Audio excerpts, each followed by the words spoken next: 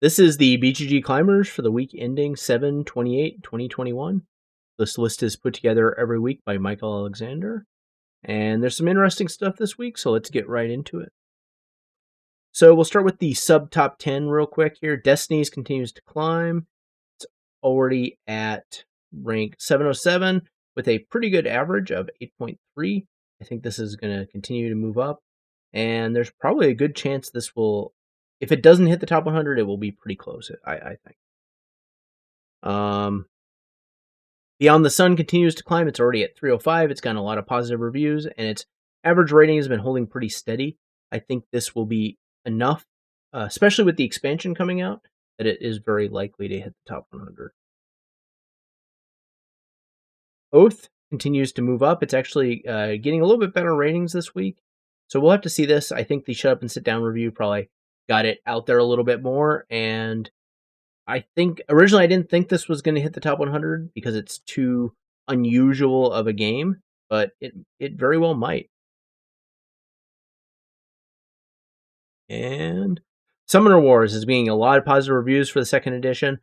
I think we'll have to see just how many copies it sells and how many ratings it gets, but it has been getting a surprisingly number of positive reviews. I think a lot of people either played it or playing it for the first time. I haven't played the game myself. It does look very interesting, though, so we'll see on this one. So number 10, we looked at this one last week. So this is Mind MGMT, the Psychic Espionage game. So this is very interesting. This is actually doing really well. It must be getting deliveries from backers, or to backers on the Kickstarter, and it's actually climbing a fair amount in its new rating. So let's keep an eye on this one, and we'll see how it does in the coming weeks. I think we may be seeing this for a few weeks. Brew, we've also looked at this game. The rating's getting a little bit, the average rating's getting a little bit higher. It's a very new game. As you can see, there's very few ratings so far, so it's hard to tell. I do think I really like the artwork in this game. I like the idea of rolling dice. I think that it might not appeal to my demographic, but I do think there are probably some people that will like this game based on the reviews. Meadow, this is an interesting game that got I think a very positive review from the Dice Tower this week. So it may, I was counting this one out after not climbing very quickly, but maybe it's back with the Dice Tower review. Maybe some other reviewers are going to review it, and it may get a little bit more traction. It's definitely, ratings are definitely pretty good on this one, although its number of ratings are pretty low for a game that's been out for this long. Let's see how this one does in the coming weeks. Number 7 is Terraforming Mars Ares Expedition. So the rating has actually come up a little bit. It's from its lows here where it had the, I guess, the Kickstarter dissatisfaction area. And now we're getting some more realistic ratings of low 8s. I don't think this is going to be enough to put in the top 100. I think that I suspect it's too long of a game for what it's trying to do. I think the majority of people that are playing this game probably would just rather invest a little bit more time and play Terraforming Mars. That's at least what the general scope of the reviews have been. So this is Terraforming Mars Ares Expedition, number 7. Number 6 is another game we've looked at, which is Coffee Traders. It's not doing too bad, actually, for such a heavy game. Sometimes heavy games kind of rocket up the list. I feel like it's more like a heavy dungeon crawl, a heavy accessible game. This is a heavy Euro in the style of Wildcatters, which I think is a interactive Euro, if I remember right. I haven't played it yet, but it's a fairly interactive Euro, if I remember right. And it takes a lot of mechanisms from that, puts a really good look to it, and I think a different theme. I don't think there's a lot of like coffee trading themes. There's a lot of coffee themes, but not the growing and trading of the coffee. So I don't think this is going to hit the top 100, though, just based on the early ratings here. Usually, if a heavy game starts out strong, it's going to fall off from there. This is probably going to land outside the top 100, just like Wildcatters. Number 5 is Ankh. So this is maybe the second time it's been on this list. So let's take a look at this. This is Eric Lang's latest game. Now, I played it once or twice, and I think it's, in my opinion, better than Rising Sun, but probably worse than Blood Rage. And it has a unique thing where at the end, the two lowest gods combine to fight the best god, and it's hard to overcome that deficit, but it's possible. Um, I think it's got a lot of good things going for it. I will say I don't like.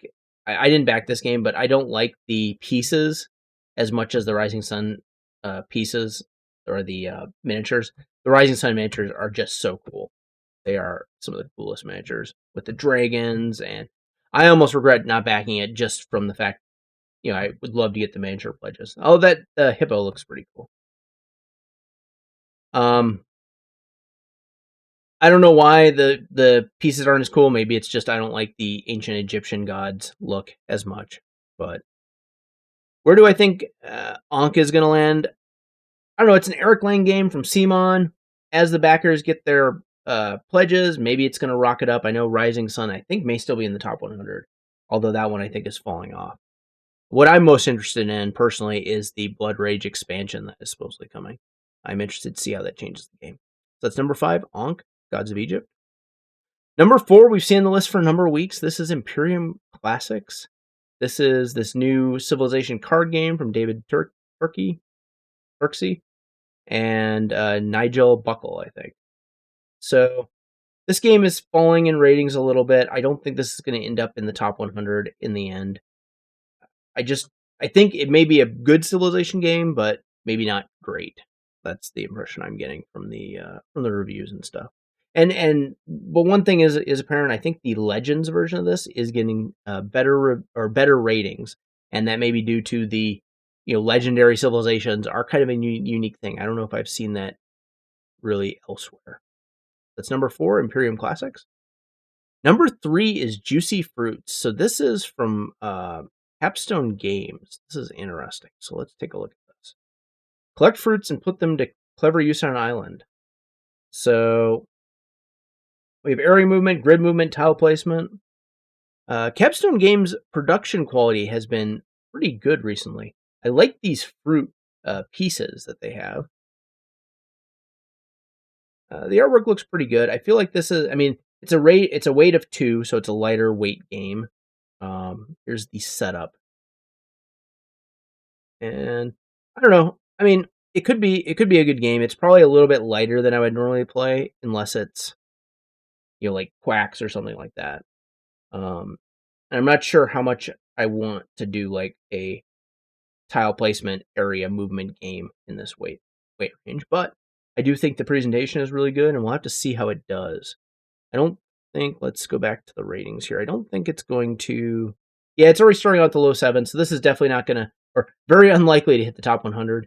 But it seems like a solid family weight game from Capstone Games. So that's number 3, Juicy Fruits. Number 2, board game Cascadia. So I haven't seen this one yet. Oh yeah, actually, I may have looked at this outside of this list. So it may be new to the top 10.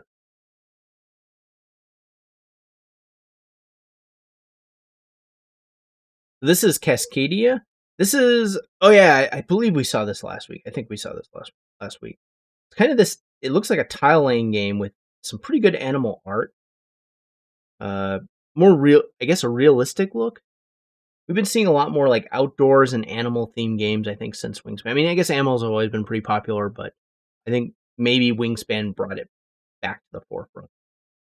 And yeah, I think it's a good looking game. This is a kind of a cool picture. They took it on a river.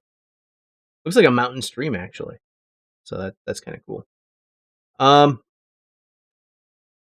It's getting pretty good ratings here, so I'm interested to see how this does. It's solid above 8 in the last couple weeks, and it's been climbing. So let's see how this one does. We may see it some more. I think with its artwork, it's going to attract at least a lot of people to take a look at it.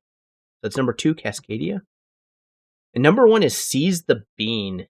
So this looks like another coffee game, and its ratings are doing really well. So I'm interested to see how this one is. So this is customize your coffee bar to attract customers and serve them quality hot drinks.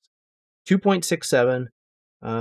Don't know if I've heard of these designers yet, or in the past. And this was a Kickstarter that must be getting delivered now. I actually wonder if it's going to be delivered to. Wow, this looks like some nice production quality. This is cool. So I don't know what these. I wonder if those are inserts that they were, or maybe that was from the Kickstarter. This is kind of cool.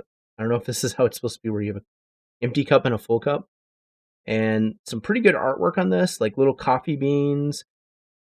Maybe you're going to lose these. I don't know, but it is very like the pieces are very thematic. It looks like. So what are the mechanisms here? So we're going to be card drafting, deck building, which are both very popular. Set collection, hand management. Take that, which is not, in my opinion, is not a great mechanism for most games.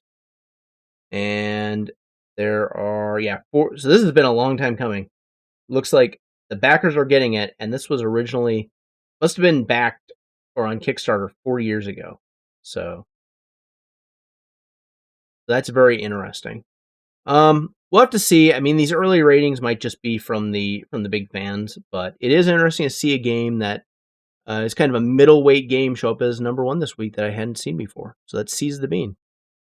So there you have it. That is the BGG Climbers for the week of 7/28/2021. If you like this video, please like and please subscribe, and please take a look at our other videos. Thank you.